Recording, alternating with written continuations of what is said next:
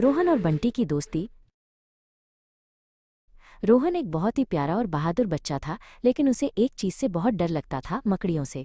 जैसे ही वो एक मकड़ी को देखता, वो डर के मारे कांप जाता। एक दिन रोहन अपने कमरे में पढ़ रहा था जब उसने कोने में एक छोटी सी मकड़ी देखी। उसका नाम बंटी था। बंटी बहुत छोटी और शांत थी, लेकिन रोहन फिर भी डर गया और अपनी किताब से अपना चेहरा ढक लिया। रोहन ने सोचा कि बंटी चली जाएगी, लेकिन बंटी वहीं रही। कुछ देर बाद रोहन ने धीरे से अपनी किताब हटाई और बंटी को ध्यान से देखा। बंटी अपने जाले में कुछ बुन रही थी। रोहन को याद आया कि उसकी दादी ने एक बार बताया था कि मकड़ियां हमारे घरों को साफ रखने में मदद करती हैं, क्योंकि वे मच्छरों और मक्खियों को पकड़ती हैं।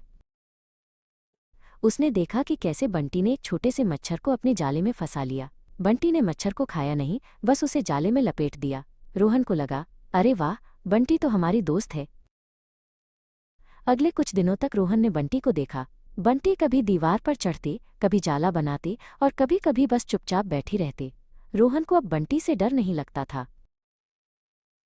एक शाम रोहन की माँ कमरे में आई और उन्होंने बंटी को देखा। वो झाड़ू उठाने वाली थीं कि रोहन ने उन्हें रोक दिया। माँ रुकिए, ये बंटी है, ये हमारी दोस्त है, ये हमारे कमरे से मच्छरों को दूर रखती है, रोहन ने मुस्कुराते हुए कहा। माँ ने रोहन की बात सुनी और मुस्कुरा दी। उन्होंने बंटी को देखा और कहा, तुम सही कह रहे हो बेटा, मकड़ियाँ छोटी जरूर होती हैं, लेकिन वे बहुत काम की होती हैं।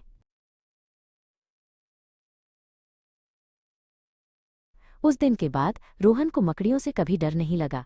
वो जानता था कि हर जीव का अपना महत्व होता है, चाहे वो कितना भी छोटा क्यों न हो।